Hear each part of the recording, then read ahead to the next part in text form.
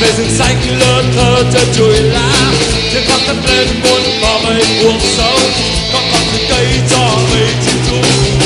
Cái chim nhỏ bé ta đã thương, cái chim nhỏ bé chẳng còn nơi trú ẩn. Tâm tư của mình mà những chim vẫn lót ta, không cho ngày mai sự trời xanh lâu để chúng tương lai.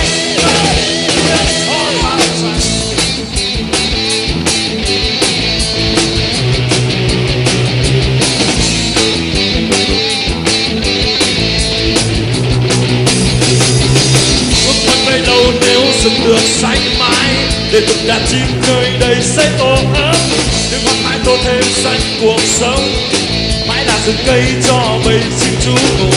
Cái chim nhỏ bé thật là đáng thương,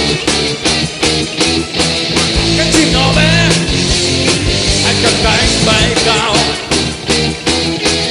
bay lên trời mênh mang về nước lãng quên, quên nơi buồn đau về rừng cây uống nồng bằng tay vai.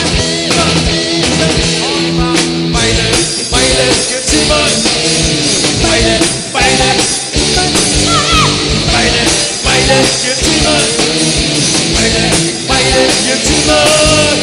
Wow.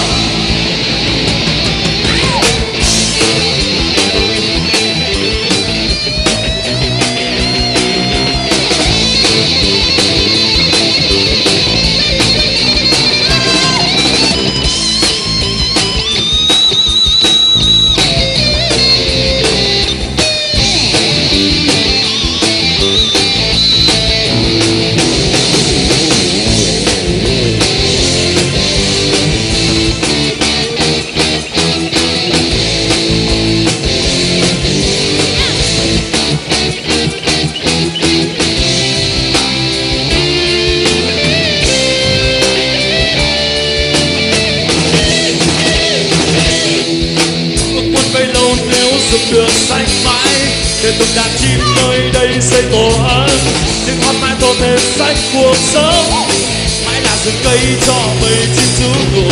Cái chim nhỏ bé thật là đáng thương, cái chim nhỏ bé anh cất cánh bay cao, bay lên trời mênh mang đến hướng lãng quên, quên tôi buồn đau về rừng cây uống nồng bằng mãi.